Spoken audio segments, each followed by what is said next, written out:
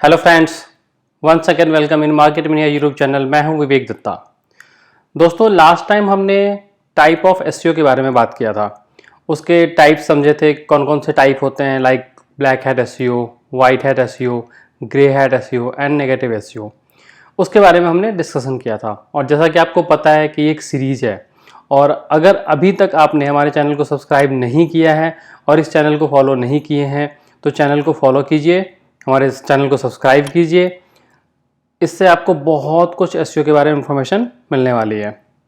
तो आज का जो हमारा टॉपिक है वो है कैनिकलाइजेशन। कि कैनिकलाइजेशन क्या होता है, ये कैसे वर्क करता है, कब हमें इसका यूज़ करना चाहिए और एसईओ के पॉइंट ऑफ व्यू से इसका क्या इंपॉर्टेंस है। What is कैनिकलाइजेशन? कैनिकलाइजेशन जो होता है वो एक इजीएस्ट वे होता है जिसके थ्रू हम सर्च इंजन में डुप्लीकेट कंटेंट को अपीयर होने से रोकते हैं। बेसिकली हम गूगल को या सर्च इंजन के क्रॉलर को ये बताते हैं इसके थ्रू कि हमारा जो मेन पेज है, मास्टर पेज जो है वो कौन सा है, जिसे सर्च इंजन इंडेक्स कर ले और डुप्लीकेट पेज को इंडेक्स ना करे, जिससे कि डुप्लीकेसी की प्रॉब्लम जो है वो क्रिएट नहीं हो। क्योंकि आपको पता है कि सर्च इंजन और जो ब्राउजर होता है वो सारे केस सेंसिटिव होते हैं। तो केस सेंसिटिव होने के कारण क्या होता है कि अगर एक ही कंटेंट मल्टीपल यूआरएल से अगर एक्सेसिबल होता है तो उसको दो आइडेंटिटी मान लेता है और एक को ओरिजिनल एक को डुप्लीकेट मानता है सर्च इंजन।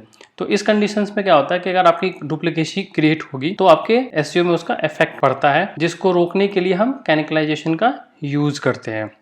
लाइक दिस, जैसा कि हमने नीचे आपको दिखाया है कैनिकलाइजेशन का कोड हम कैसे लिखते हैं। ये एक लिंक टैग के अंदर रिलेशन इजकल टू कैनोनिकल लिखा जाता है। रिलेशन की जगह हम REL is equal to double quote में कैनोनिकल लिखते हैं।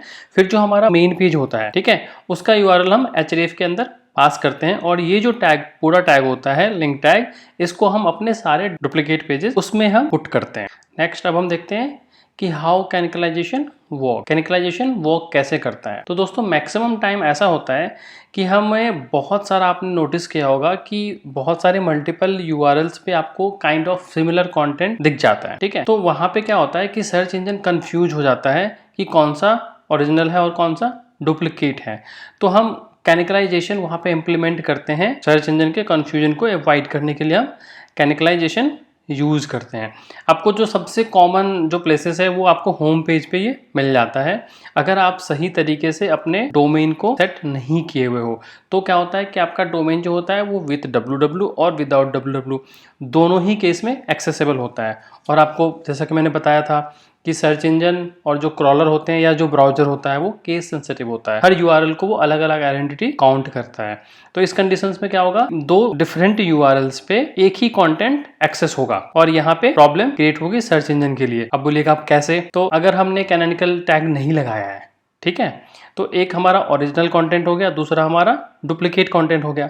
तो जब क्रॉलर आया तो उसको ये नहीं समझ में आया कि पेजेस तो हैं उसको, कि केस सेंसिटिव होता है यूआरएल। जो ब्राउजर होता है वो केस सेंसिटिव होता है। तो उसको क्या दिखा यहाँ पे, दो अलग अलग यूआरएल्स दिखे बट कंटेंट सिमिलर है दोनों पे। तो सर्च इंजन या सर्च इंजन का जो बॉट है, मान लीजिए गूगल का जो बॉट है, वो आपके जब पेज पे आया तो वो अपने आप को प्रायोरिटी सेट नहीं कर पाएगा कि किसको हम ओरिजिनल माने किसको डुप्लीकेट माने, ठीक है। और अगर वहीं पे हमने कैनोनिकल टैग लगा दिया है डुप्लीकेट पेज पे तो इजीली वहां पे पता चल जाता है उसको कि कौन सा पेज ओरिजिनल है और कौन सा पेज डुप्लीकेट है। तो अगर हम कैनोनिकल टैग नहीं यूज करते हैं तो हमें क्या प्रॉब्लम हो सकता है? आपकी रैंकिंग डिक्रीज हो सकती है, ठीक है। लिंक का जो बेनिफिट है वो आपको नहीं मिलेगा, वो स्प्लिट हो जाएगा दोनों पेजेस के अंदर। गूगल डिसाइड नहीं कर पाएगा कि कौन सा पेज ओरिजिनल है कौन सा पेज डुप्लीकेट है। और उस कंडीशन में क्या होगा कि हो सकता है कि गलत पेज को गूगल इंडेक्स कर ले और सर्च रिजल्ट पेज पे आपका जो गलत पेज है वो डिस्प्ले होना शुरू हो जाए और आपकी पोजीशन जो है वो भी डाउन हो जाए, क्योंकि आपका लिंक जूस जो है वो भी दोनों पेज में डिवाइड हो गया है यहाँ पे। इसको हम स्टॉप कैनिकलाइजेशन टैग यूज करके कर सकते हैं। अगर हम कैनिकलाइजेशन टैग यूज कर लेंगे तो जैसे ही बॉट आएगा तो उसको दिख जाएगा कि हाँ ये कैनिकलाइजेशन टैग लगा हुआ है, इसमें कौन से किसको हमें इंडेक्स करना है किसको नहीं इंडेक्स करना है। और अगर नहीं लगा रहेगा तो जो प्रॉब्लम होगा वो आपको मैंने अभी जस्ट बताया ही था। तो अब बात आती है कि कैनिकलाइजेशन टैग हमें लगाना कहाँ पे है और किस तरीके से लगाना है। तो आपका जो मास्टर पेज का जितने भी वेरिएशंस पेज हैं वो आपके लिए डुप्लीकेट पेज हो गया, ठीक है। तो मास्टर पेज का जो यूआरएल है वो कैनोनिकल टैग के अंदर मतलब लिंक टैग के अंदर आपको, जैसे मैंने अपने नीचे यहाँ पे दिखाया हुआ है, इस टाइप से हर डुप्लीकेट पेज में लगेगा। जितने भी डुप्लीकेट पेज है उसमें मास्टर पेज का यूआरएल पास होगा कि अगर क्रॉलर उस डुप्लीकेट पेजेस पे आता है तो उसको पता चल जाएगा हेडर में ही कि भाई हमें इस पेज को इंडेक्स नहीं करना है, इसका मेन पेज ये है, हमें सिर्फ उसी को इंडेक्स करना है, और वो वहीं से वापस चला जाएगा क्रॉलर। तो समझ में आ गया आपको कि कैनोनिकल टैग कहाँ यूज करना है और कैसे यूज करना है। ये हेड टैग के अंदर यूज करना है सारे डुप्लीकेट पेजेस के अंदर। तो बढ़ते हैं हम नेक्स्ट स्लाइड पे। व्हेन इट यूज, हमें कब यूज करना चाहिए कैनोनिकलाइजेशन का। तो जैसा कि आपने नोटिस किया होगा, हम अगर कुछ भी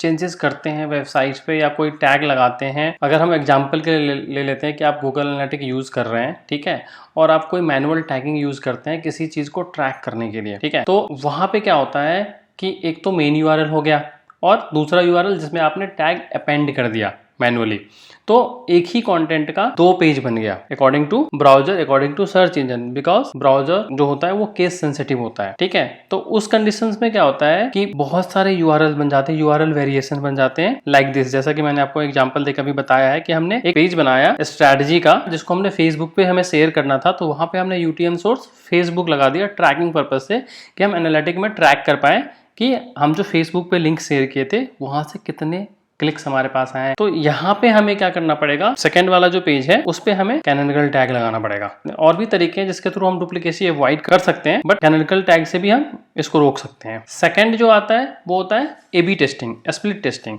जब आप एबी टेस्टिंग करते हैं या स्प्लिट टेस्टिंग करते हैं, उसी को स्प्लिट टेस्टिंग भी बोलते हैं, कि मान लेते हैं आपका कोई लैंडिंग पेज है, उसका आप 2-3 वेरिएशन बनाते हैं कि कौन सा लैंडिंग पेज हमारा कितना अच्छा परफॉर्म कर रहा है। तो मान लेते हैं कि लैंडिंग पेज हो गया एक, उसका आप 2 वेरिएशन बना लिए, वेरिएशन 1 वेरिएशन 2। तो यहाँ पे भी क्या होता है कि कंटेंट सेम ही होता है, सिर्फ लुक एंड फील में थोड़ा सा डिफरेंस होता है, ठीक है। तो इस जगह भी आपका मल्टीपल यूआरएल जनरेट हो गया बट कंटेंट सेम है, तो डुप्लीकेसी के चांसेस यहाँ पे भी हो गए। तो यहाँ पे भी आप कैनोनिकल का यूज करके डुप्लीकेसी को खत्म कर सकते हो। तो जैसा कि मैंने आपको एग्जांपल बताया कि एक हमारा मेन पेज है और 2 हमारा वेरिएशन पेज है, इसमें हमने लुक एंड फील थोड़ा चेंज किया है। तो हमें क्या करना पड़ेगा यहाँ पे कि जो हमारा लुक एंड फील हमने चेंज किया, जो हमारा वेरिएशंस पेज है उस पर हमें मेन पेज का यूआरएल जो है एज ए कैनोनिकल लगाना पड़ेगा और डुप्लीकेसी हम यहाँ से इसको खत्म कर सकते हैं, जिससे कि हमारा रैंकिंग में, सर्च इंजन में कोई इफेक्ट नहीं होगा। इस तरीके से हम सर्च इंजन के क्रॉलर को बता सकते हैं कि हमारा ये डुप्लीकेट कंटेंट कौन सा है और किसको इंडेक्स करना है, किसको इंडेक्स नहीं करना है, जिससे कि हमारा एसईओ में कोई इफेक्ट ना हो। देन थर्ड आता है प्रोडक्ट पेज। तो जैसा कि मान लेते हैं कि आपका एक ई कॉमर्स का बिजनेस है, ठीक है, उसमें आपका एक पेज आपने बना दिया टी शर्ट का। अब उसके हो सकते हैं कि कलर वेरिएंट हो सकते हैं, उसके साइज वेरिएंट हो सकते हैं। तो हमने एग्जांपल के लिए यहाँ पे कलर वेरिएंट ले लिया कि उसका ब्लू हो गया, रेड हो गया, पर्पल हो गया, ठीक है। अब क्या हो गया कि टी शर्ट का एक ही पेज है, मेन जो पेज है, बट उसका जो बाकी कलर से जो पेजेस बन गए वो सारे वेरिएंट पेजेस हैं।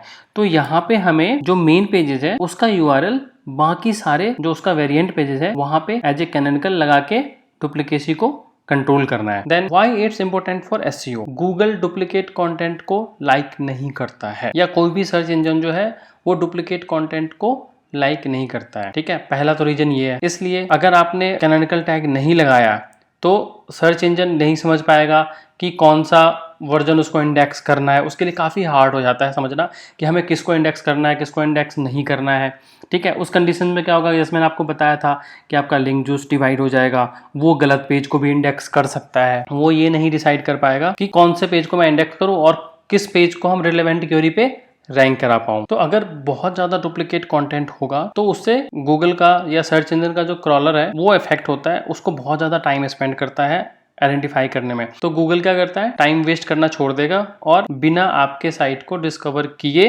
वहां से वापस चला जाएगा।